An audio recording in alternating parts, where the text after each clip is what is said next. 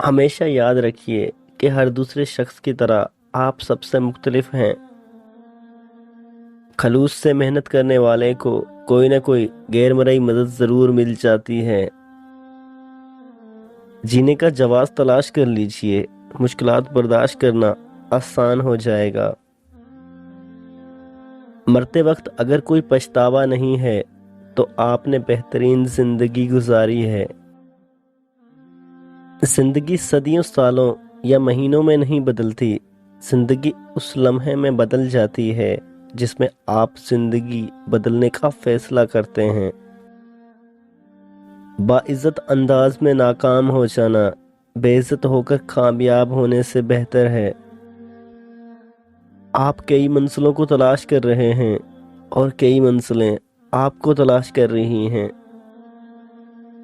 کبھی حالات کو اپنے مطابق ڈھال لیں اور کبھی حالات کے مطابق ڈھل جائیں اور چلتے جائیں۔ آج ہی اپنے 10 منفی احساسات میں بولے جانے والے الفاظ تلاش کیجئے اور ان کی جگہ مثبت اور جوش دلانے والے الفاظ رکھ دیجئے۔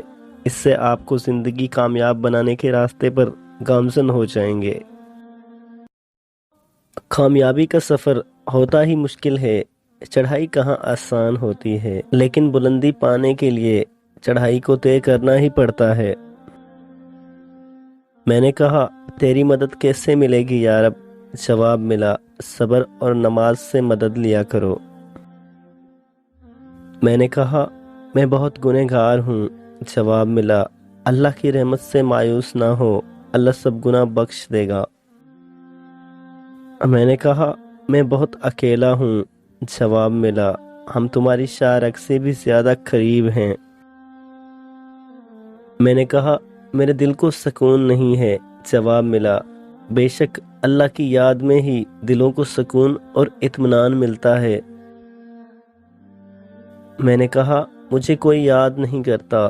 جواب ملا، تم مجھے یاد کرو، میں تمہیں یاد کروں گا۔ میں نے اللہ رب العزت سے کہا، مجھے زندگی سے نفرت ہے۔ اس نے جواب دیا، تم سے کس نے زندگی سے پیار کرنے کو کہا؟ تم مجھ سے پیار کرو، زندگی خوبصورت ہو جائے گی۔ اللہ تعالیٰ کسی پر اس کی ہمت سے زیادہ بوجھ نہیں ڈالتا۔ بعض اوقات وہ ہمت بڑھانے کے لیے بھی بوجھ ڈال دیتا ہے۔